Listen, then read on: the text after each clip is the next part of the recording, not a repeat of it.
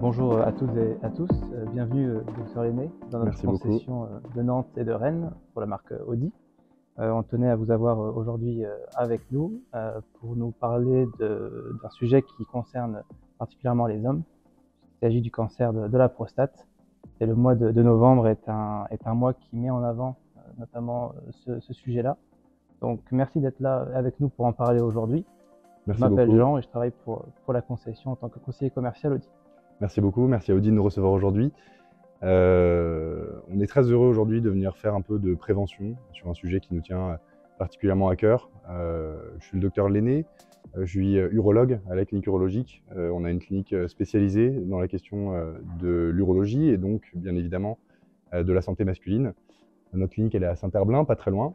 Non. Et donc aujourd'hui c'est un plaisir de venir avec vous pour pouvoir évoquer ces sujets. Écoutez, encore une fois, merci beaucoup, merci d'être là. Est-ce que, pour commencer, vous pourriez nous présenter le mouvement Movember, justement?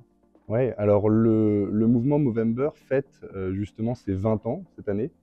C'est un mouvement qui est né en Australie en 2003 et qui est plus connu du grand public pour sa fameuse moustache. Exact. La moustache du mois de novembre qui vient en fait comme un soutien, une moustache que l'on laisse pousser depuis le début jusqu'à la fin du mois pour soutenir la cause, pour soutenir l'évolution de la prévention et de la lutte contre les maladies de l'homme.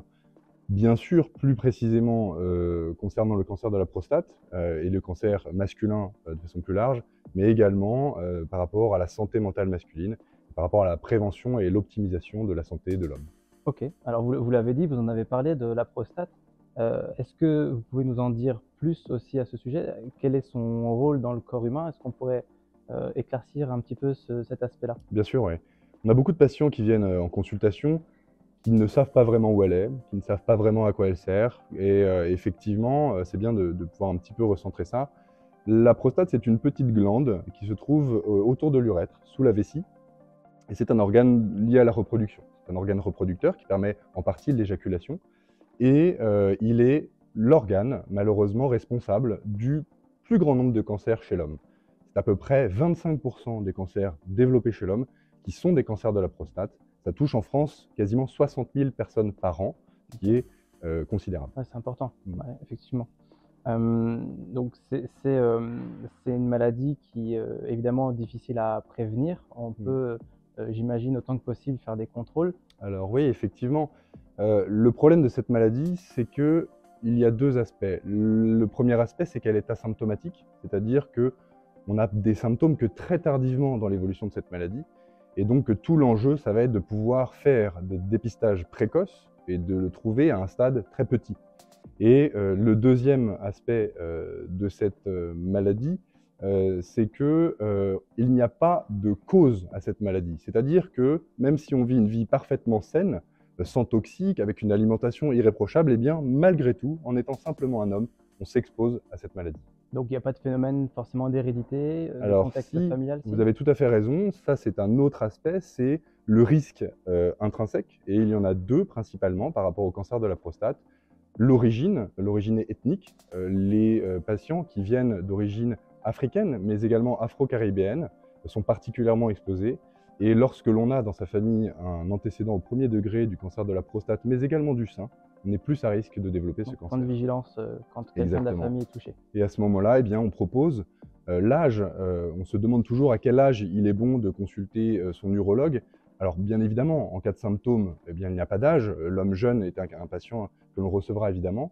Mais à partir du moment où on a ce sur-risque, eh bien, on propose à nos patients de venir à partir de 45 ans pour pouvoir commencer à dépister ce cancer. Ok, d'accord. Pour vous répondre à une des questions que j'allais vous poser, et j'en ai une autre qui me vient à l'esprit, vous parliez de 60 000 personnes, hommes en l'occurrence, touchés par ce phénomène.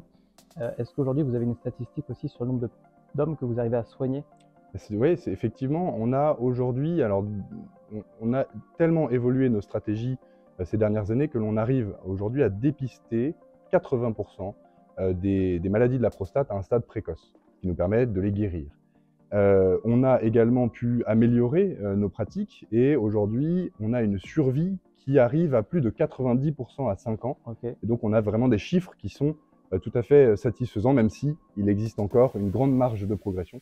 Et c'est vers ça qu'on tend et c'est pour ça qu'on en parle aujourd'hui. Alors justement, la marge de progression, elle est rendue possible par la recherche que vous mettez en place.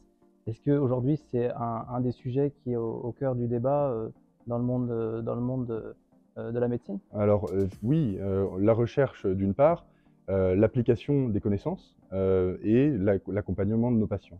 Et c'est grâce à l'intégralité de ces stratégies, les recherches qui sont celles des laboratoires, qui sont celles des centres de lutte contre le cancer, et puis après, les lignes de médecins qui viennent pour invertir nos patients, les diagnostiquer, les examiner, les suivre et les traiter, bien sûr. Ok. Donc, est-ce que ça veut dire aussi que, en tant qu'urologue, vous êtes urologue, est-ce on vient vous voir directement? Est-ce qu'on passe d'abord par un généraliste? Quel est le conseil que vous pouvez donner aux personnes qui aimeraient venir se faire contrôler? Alors, nous avons pour vocation d'accueillir l'intégralité des patients qui le souhaitent à la clinique, mais bien évidemment, nous leur conseillons toujours de s'inscrire dans un parcours organisé des soins, et donc, pour bénéficier d'une évaluation complète, d'avoir recours à un adressage par le médecin traitant. D'accord, ok. Bon, bah, écoutez, c'est, je pense, un peu plus clair pour moi, d'abord, bien sûr, et puis pour ceux qui auront pu nous regarder. Si je devais vous poser une dernière question, je vous demanderais de savoir ce que vous pourriez dire aux hommes qui ressentent des gènes mais qui n'osent pas consulter. Parce que c'est un sujet qui reste tabou, on n'en parle pas facilement. Euh, donc, qu'est-ce que vous pourriez leur conseiller? Moi, j'aurais déjà envie de leur dire que l'intégralité des patients qui viennent en urologie, l'intégralité des patients qui franchissent le cap de l'urologie sont inquiets. C'est une zone qui est intime, c'est un sujet qui est difficile à aborder, et donc c'est vraiment de s'inscrire dans cette normalité. C'est normal d'être gêné, c'est normal d'hésiter, mais pour autant, il faut vraiment franchir, il faut aller au-delà de cette gêne, venir nous rencontrer, urologues, savoir que c'est notre métier, c'est le cœur de notre exercice, et que nous serons là pour les accompagner, pour les rassurer, et après, pour les traiter, bien sûr. Bah, écoutez, merci pour votre bienveillance et merci encore une fois d'avoir été présent avec nous aujourd'hui. Merci beaucoup. Et on aura peut-être l'occasion de se recroiser dans un autre Bah contexte. oui, et puis sinon, on se dit à l'année prochaine alors. Avec plaisir l'année prochaine, Monsieur Lédé. Merci beaucoup. Au revoir. Bonne journée.